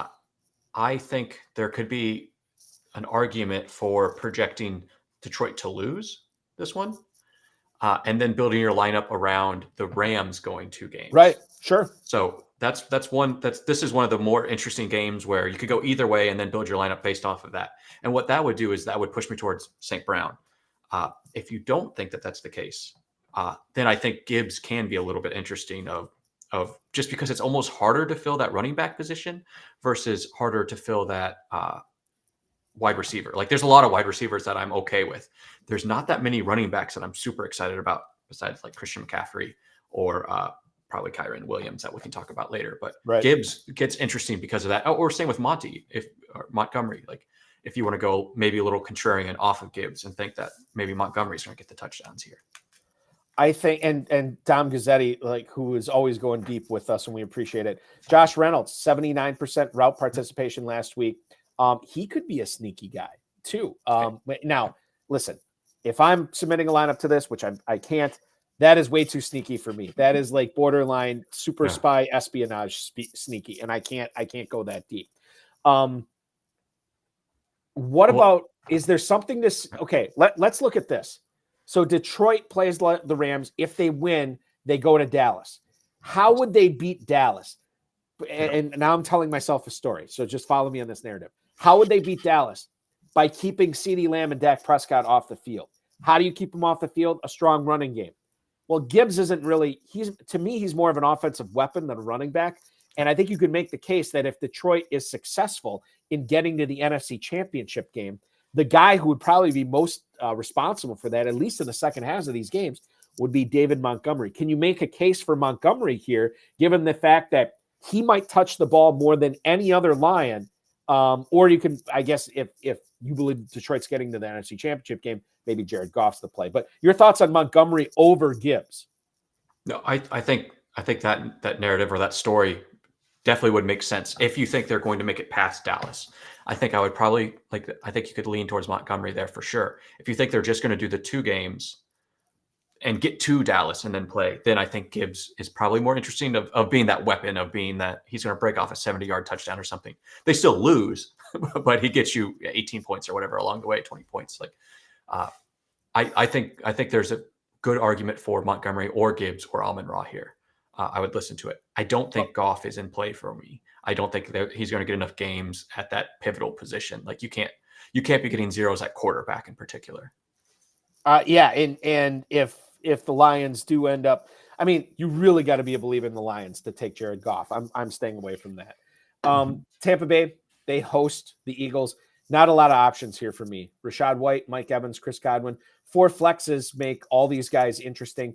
Godwin has come up big towards the end of the season, but Mike Evans is still Mike Evans. Have not seen much of a drop-off with him despite his age. And then Rachaad White, who we talked about in the first segment tonight, as one of the top running backs as far as fantasy goes this season. 3 different ways, and I think all are solid with Tampa. If you look at the matchup, maybe you say White because if the Buccaneers win, and you want to get 2 games, well, they're going to have to keep Jalen Hurts and that Eagles offense off the field. And given how the Eagles offense has been playing lately, we'll talk about them in a second, maybe that's not such a bad proposition. Your thoughts and how you would attack the Tampa Bay Buccaneers for the FFPC Playoff Challenge, Alex? Yeah, I think White is very interesting, especially if you think they're going to try and run it. The problem is he hasn't been very efficient at running the ball, and they haven't been very efficient overall. So, he did most of his work through the passing game. He is actually a great pass catcher. I think the wide receivers are also super interesting against Philly's terrible, I believe is the technical term, defense, terrible defense. I think any of those 3, I think you have to have one of those bucks in a flex. And I would listen to an argument for any of the 3. Do you think Evans goes off with one of his 2 touchdown games? Or do you think Godwin just cuts him up? Like you said, he came on very strong. I think I saw someone said that after his wife tweeted about his usage, he went from an 18% target share to a 28% target share. I saw someone say that today. I was like, there's no way that's true. I didn't fact check it. I just thought it was really funny. Yeah. I'm going to get my wife to tweet at my boss to get more work. We'll see. Well, no, I guess more work means more pay in the NFL. So I guess that would work out for you as well. Yeah, Evans is fun. He'd be a fun guy to own in this contest. Yeah. I think the ceiling for him is higher than Godwin, which would make, if it comes down to receiver, running back, or receivers, or Evans or Godwin, I'm going to go with Evans every time over Godwin. I think it comes down to Evans or White on this. And quite frankly, it comes down to what you think is going to happen. If you think Tampa pulls the upset, you probably want to take Rachaad White. If you think they lose and lose in style, maybe Mike Evans gets by that secondary a couple of times, and it could be. You could also the thing is, you could make a case that even if the Buccaneers were to win, Evans still might be the play. If they were to win, they would play San Francisco, right? I believe.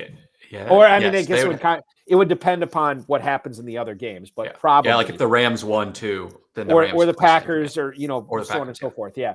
So I guess there's that, but man, I don't know.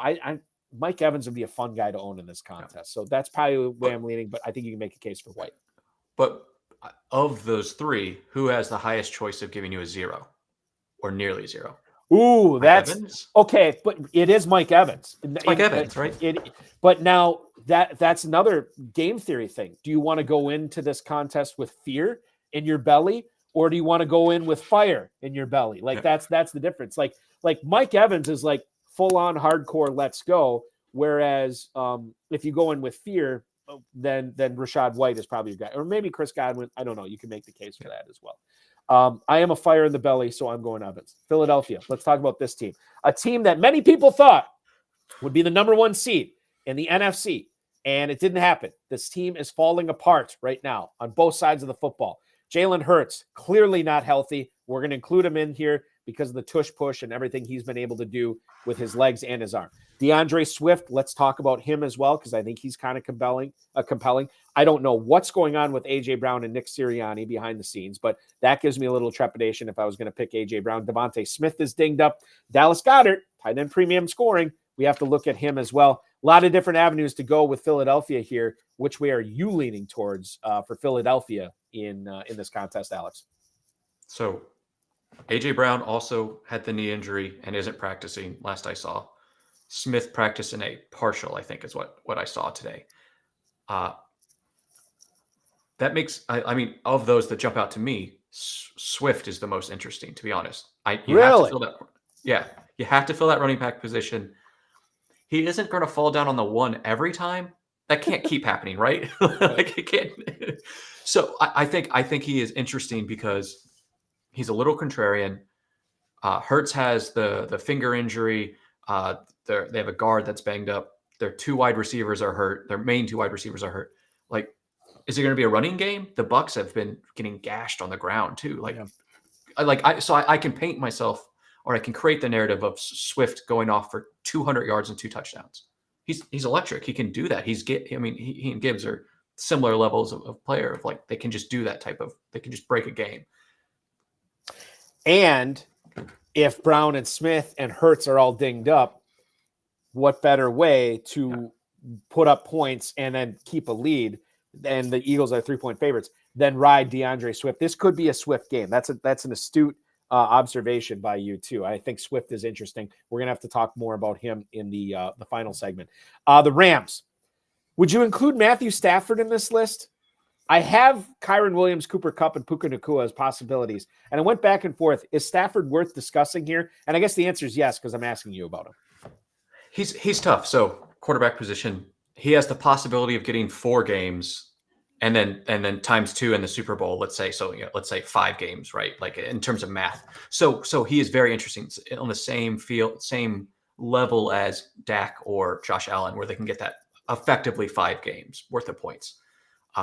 So I don't think it's insane. I think that they have a good chance this week against Detroit. Revenge game or whatever narrative you want to say. I think they have a chance. And if they didn't have to go through San Fran, then I would be a lot more interested in him as my quarterback. I think the play is probably more looking at the running back or wide receivers there.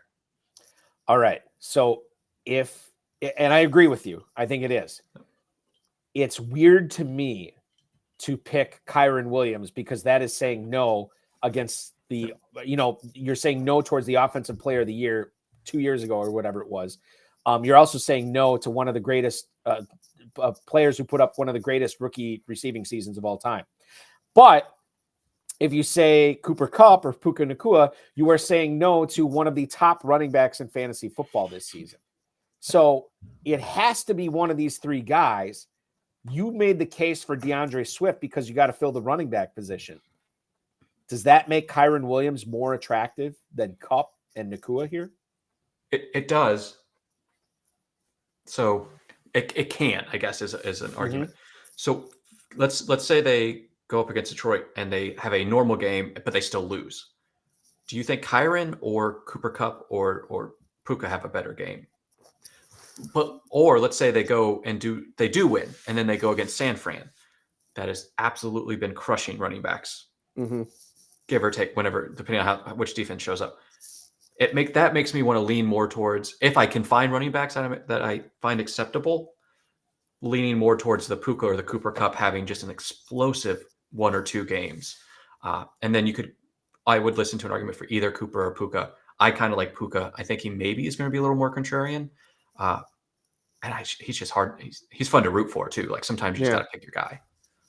I wonder, because I think you can make a case that both Kupp and Nacua are the contrarian play. Because you know, I mean, there's probably some, and I know there's some people that just play this competition and they don't play season-long fantasy football with the FFPC. And I think they look at it like Cooper Kupp or Puka Nacua. Well, obviously, I'm going to take Kupp over Nacua. Yeah. Then there's other people that do play season-long fantasy football, and they're like, why would I ever take Kupp over Nacua because of what he did this year? I think you're right. As weird as it is to say, I think Kyron Williams is probably a fade. And I think I lean towards Nacua here, not because he's the contrarian play, but because he's just been doing it damn near every week. And I think that's where I would lean towards for my Ram here. Final team week. Go ahead. No, Go ahead. I have one more. So same point that you made with the Steelers. Mm-hmm. Do you think the Rams defense is in play? Well, okay. So the difference for me here is the playmakers. Like Pittsburgh has some playmakers on defense, and Highsmith is obviously unbelievable. Watt is out, so you can't include him. The Rams have Donald, but what else do they have after that? Yeah. And that's my whole thing is like where is it going to come from the Rams defense against a pretty good Detroit offense?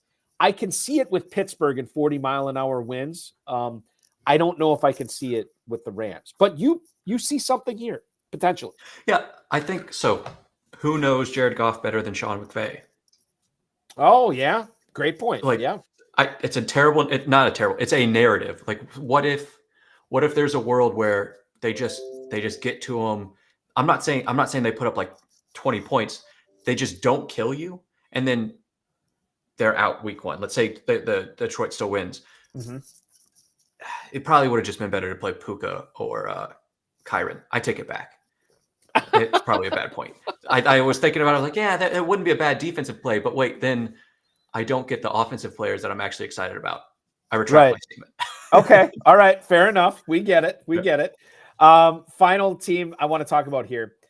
Green Bay Packers. Now maybe this is my Packers fandom showing, but I think that this is the team that has the most options that you could go with for any team in the NFL playoffs. And I'm not even including Jordan Love or Anders Carlson, who you you want to fade the Packers, that's fine. Don't pick Anders Carlson. I'm begging you to win. You don't want to pick Carlson. I would, as bad as the Packers defense has been, I'd rather pick the Packers defense than Anders Carlson as a Packers fade. So I didn't include Jordan Love on this list. Really tough for me to say a quarterback as the 7 seed. That's who you want to go with. So I'm including Aaron Jones as the only Packer in the backfield. A.J. Dillon did not practice for a second straight day. It looks like he may not go. So it's Aaron Jones and then a lot of pass catchers. Jaden Reed, I'm including Christian Watson. I'm going to say no to him personally. I'll let you weigh in on it because I don't think he plays this week.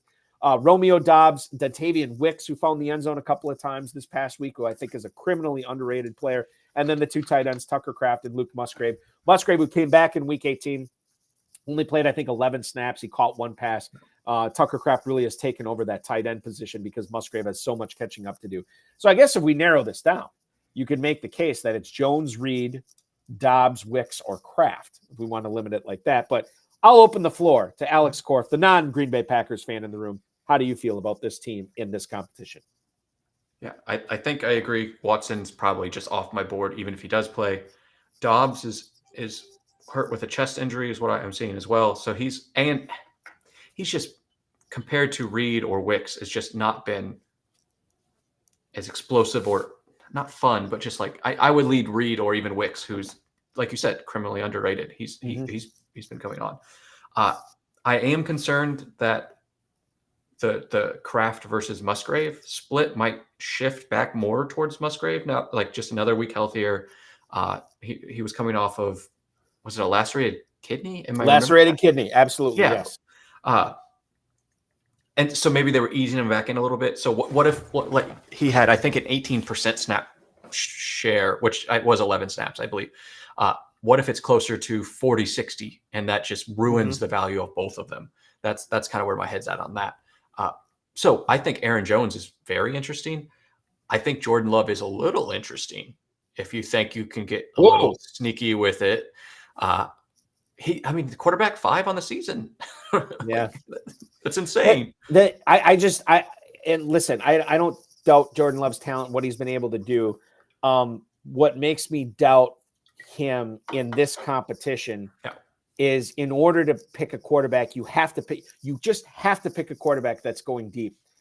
The Packers do not have a defense that is capable of getting them deep enough. So similar to the Josh Reynolds pick from, I think, Dom Gazzetti, he is super spy espionage sneaky.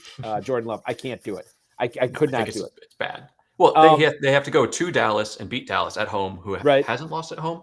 And then if they do in 16 games, they've won their last 16 at home. Let's say they somehow beat them. Then they have to go to San Fran and play them at home. Get out of here. No, you're right. Jordan Love should not have been there. I do think Aaron Jones is interesting, especially if AJ Dillon's out. I think Reed would probably be my second choice, and then probably Wicks would be third. And I don't hate playing one of them.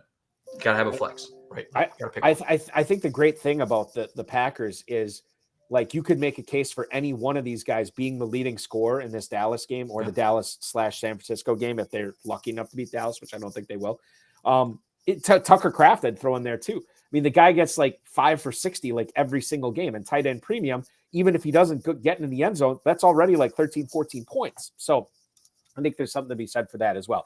Okay, we have done a ton of recon on all these teams. Let's put them together in a lineup. That's what we're going to do next here on the Better Sports Network's High Stakes Fantasy Football Show. Alex Korff from DraftSharks, Eric Balkman from the FFPC. The lineup building begins next. Don't go anywhere. From the Hometown Hero series, Zach Parise. That is a very nice card, and that's one I'm probably going to have to organize a little trade ski with you, because I would actually like that card. You got downtown Newark in the background. I mean, Newark has never looked so good. No, it is not. We'll put that back up on the screen. I just want to have a penny sleeve ready, and yes, we can absolutely work out a little trade ski for that, because that belongs in a Devil fans collection right there. I'll trade you the Braden Schneider rookie card for it. Done. There we go. The first card for card trade on Rip and Rip history. And it was that easy. It was that easy. That's because, you know what? Because neither one of us are jerks. And it's the same thing when we try and do fantasy trades. Like, we don't try and screw each other. We have conversations. If there's a fit, there's a fit. If it's not, it's not. We don't try and, like, take the other one over the barrel. So there you go. In a penny sleeve. Hometown hero, Zach Parise. He was among the league's most productive goal scorers in 06-07 and followed up with a terrific regular season with an even more impressive postseason. And then they talk about what he did in the first round series against Tampa Bay that year. So that's off to the side for you. That's true. And, if this is it for his career, he had a hell of a career. He did. Hopefully he comes back one more year with the Islanders, but if he doesn't, hell of a run.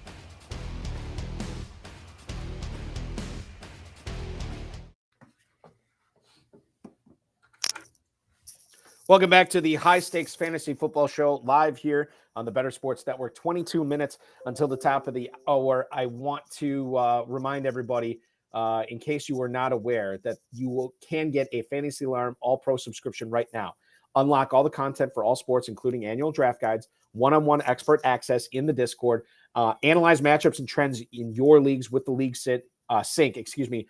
Integrated with Fanjections is the lineup generator, daily rankings, weekly rankings, the value vault, and position coaches are all there.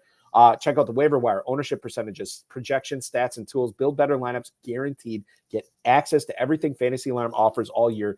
Promo code is LOCK, L-O-C-K, fantasyalarm.com/lock. Alex Korff from DraftSharks and peakedinhighschool.com, school with the K, the way that you're supposed to spell it. And peaked in HS_FF on the X, joining me tonight. We have gone through the AFC. We have gone through the NFC for the FFPC Playoff Challenge, which you can register for at myffpc.com. Win $500,000. Yes, you can still win a 6-figure grand prize with time left to go in the season. If you just want to enter for $35, you're still eligible for a $100K grand prize as well. Let's formulate a roster. You have so graciously posted your roster here. This is the one we're going with.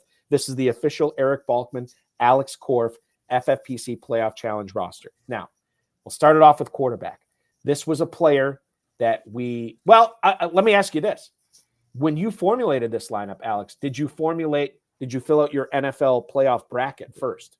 Yeah. Yeah, so that was the first. I think when you do this exercise, you have to start with that, right? You should do a couple different playoff scenarios, simulate them or do whatever. You could just go through what you think are reasonable ways to do. That way you can really figure out which teams you want to target, which ones you want to fade. So I started with Pittsburgh versus Buffalo. Said Buffalo was going to win. Chiefs versus the Dolphins. Said the Chiefs are going to take that one down.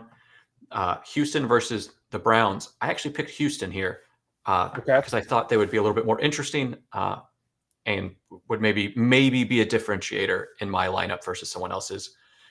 And then I have them losing to the Ravens, not shockingly. And then I have the Buffalo Bills beating the Chiefs in a rematch that would hopefully be a lot more fun of a game than the Chiefs and Miami game. But then I actually have an upset. I have Buffalo beating the Ravens and going to the Super Bowl. So that's why I went with Josh Allen as my quarterback. I wanted those 4 and then double points in the Super Bowl. So 5 effectively games at quarterback with a difference maker at that position. That was my logic on the that side. Okay, perfect. So you have laid out your AFC bracket. Take me through the NFC and how you formulated this. So Dallas, Green Bay, Detroit, the Rams, and then Philly and Tampa. How did you come away with this? So I have, I think Dallas is going to win. I think I saw a stat that the 7 seed hasn't won since I just looked at. They have a 7 seed hasn't won in a long time. I'm not going to bank on it to happen. I am banking on I am hedging that the Rams might beat Detroit. Okay. So I do have that happening. And then I have the Eagles beating Tampa. Okay. All right. So that would put the Rams playing the Niners, right? Mm-hmm. And that would put Dallas and Philly playing. Ooh, that's exciting. Okay. So Dallas versus Philly. Who do you have winning that game? Is it Dallas? Yeah, I have Dallas, and then I have the 49ers. I get pretty chalky. And the 49ers. Okay. So, and that's fine. That's fine to be chalky if it's right. So then Dallas 49ers, you have the Niners winning? Yeah, I do. Okay. All right. So it's a San Francisco Buffalo Super Bowl for you. Chris Berman would be proud. He's only been predicting this every single year since the early 90s. So now when we name these players here in the lineup, this is going to make a lot more sense. We already tackled Josh Allen. You have 2 running backs, it looks like, on this team. Yes, 2 running backs. Tell us why Isaiah Pacheco and DeAndre Swift were the choices here for you at running back. Yeah, so it was kind of the points I made when we were talking about them. I think Pacheco is very interesting for this week. Mm-hmm. If you're doing DFS or anything, I think he's interesting. And I think he is going to be relevant this week. And then I think he would be relevant against Buffalo as well. Even in a loss, I think he's going to be very interesting of the running backs that I had left to choose from. And then the same argument with Swift. Like I'm projecting, or I'm in this bracket, I'm saying that the Eagles are going to win. Part of that process is I think Swift's going to have a heck of a game to beat Tampa with the way that the Eagles are banged up, and then have a fine game against Dallas. So they were kind of the best running backs I could get to that would have at least 2 games. And for the situation too. I mean, we talked about the weather for Buffalo. We talked about everybody being banged up for Philly. And if they are able to come away with the win in Tampa, Swift, that you could tell yourself a story that Swift is going to be a big part of that. So I get that with Swift and Pacheco. Well, okay, let's get into the receivers here because you got a ton of them. CeeDee Lamb, we don't need to talk a whole lot Free about. square. Brandon Ayuk, I have made my case for him. It makes perfect sense that you would choose him there as well. Amon-Ra St. Brown is your Detroit representative, and I think that makes perfect sense. You have Detroit losing in that first game, and if they do lose, I would imagine that St. Brown would probably be the guy that you want on your team. Now, Mike Evans, we talked about this. Go with fear or go with fire? You went with fire. Evans, the lowest floor of any Buccaneer. I mean, worth talking about. But also the highest ceiling. And you are going for broke here, my friend. Yeah, I think so. It was between him or Amari Cooper for me, and that like just go for it. And then you'll see later what I didn't go with Cooper. I went with a different Brown, and that's why it shifted me. But I would actually listen to an argument of not Evans and going for Chase McLaughlin, their kicker. Yeah. Especially because I mean that I think that could be an actually good kicker in the scheme of things. Maybe isn't that important. But then it lets you have a different flex of, let's say, Amari Cooper or someone else. That just gives you a little bit more, maybe just a little bit different look at it as a possibility, I guess. All right. So Nico Collins, let's talk about him for a second. Why was he your Houston representative? I know, like, you thought about Dalton Schultz here when we were talking about the Texans. Yeah. Nico Collins is your guy. Is it the Mike Evans approach that this guy could put up 8 for 200 and 2 touchdowns, even if they lose? Yeah, I think the narrative, the story, I think, of them really being good against the Browns and then having a shot against the Ravens would have to be Nico being on fire. And Stroud wasn't possible. I do think Schultz is a great option. And if it ends up that Andrews is coming back, I'll probably pivot off of my tight end and then go back and then go to Schultz and then swap my tight end with a different wide receiver from the team that my current tight end's on. Nacua, we just talked about. You went with him over Kupp, over Kyron Williams, because of, well, I'll let you talk about it instead of putting words in your mouth. Why, for you, Alex Korff, was Nacua the proper choice over Kyron Williams, over Cooper Kupp? I think the passing game would have, with what the way the bracket I think is going to play out, and the story that I'm telling myself, I think the passing game is probably going to have more luck than the running game. And I wanted to be a little bit different. I think Kyron Williams is going to be pretty highly rostered. And I think Puka is, like, for the Rams to get to the second game and have even a shot, I think that's going to be Puka would have to likely put up some numbers. And that's what I was hoping for. Speaking of likely, that's your tight end. Yes. If I was asking you to formulate the lineup right now, knowing what you know, how would you change it? Would likely still be in there? I think I would keep likely because I especially because of the news now, I think likely might end up being a contrarian play if people get scared off of him. That's a good point. And I might keep it that way. I'll probably sleep on it. I haven't submitted it yet. But my pivot would be to Schultz and then Zay Flowers in for Nico would be my direct swap. And I would even listen to an argument for doing that in the first place. I think if likely, well, we talked about doing that in the first place too, in the first hour. So certainly, there's a narrative for that. Yeah. Kickers Riley Patterson from the Cleveland Browns, and then you do have Miami in as your defense, despite how banged up they are right now with Howard. And Tyler pointed this out earlier. Xavier Howard is out. No Bradley Chubb, obviously, Andrew Van Ginkel, all these pass rushers and linebackers that they've had. And they could be, I think both their starting safeties are questionable. They're not listed as out, but neither one of them have practiced yet this week. All that, and you're still picking the Dolphins, but I would imagine weather and the play of the Kansas City offense probably has a lot to do with that. Yeah, so I was more of just running out of defenses that I could play because I was more excited about their other players. I would play Miami over Green Bay. And then Pittsburgh would be my other choice. Right. And I you made a great point. I might even swap to Pittsburgh. I think that would be very reasonable. But I kind of like Miami against the weather. I went with Patterson, the kicker, because the way that the Browns offense has been working is they've been moving the ball, right? Like Flacco's been throwing it like insane, but they haven't been finishing super well, which is part of the reason why their kickers have been so good. So I was actually kind of excited about Patterson. I actually think he is a below average kicker. My model actually grades them depending on how they kick and some other things. And Patterson's one of the few guys that is actually well below league average. Like he's a straight up bad kicker, which is why the Lions cut him. So I would listen to an argument to not have him, and then maybe but I'm not going to play Boswell. That's the thing. That's the Sanders. Thing. Like your two fades here. I can't do Boswell or Carlson at kicker. You could make the case for the Browns defense. And then utilizing Jason Sanders, I think that's a possibility. But in my bracket, I'm saying that Houston's going to win and go to right, the next game.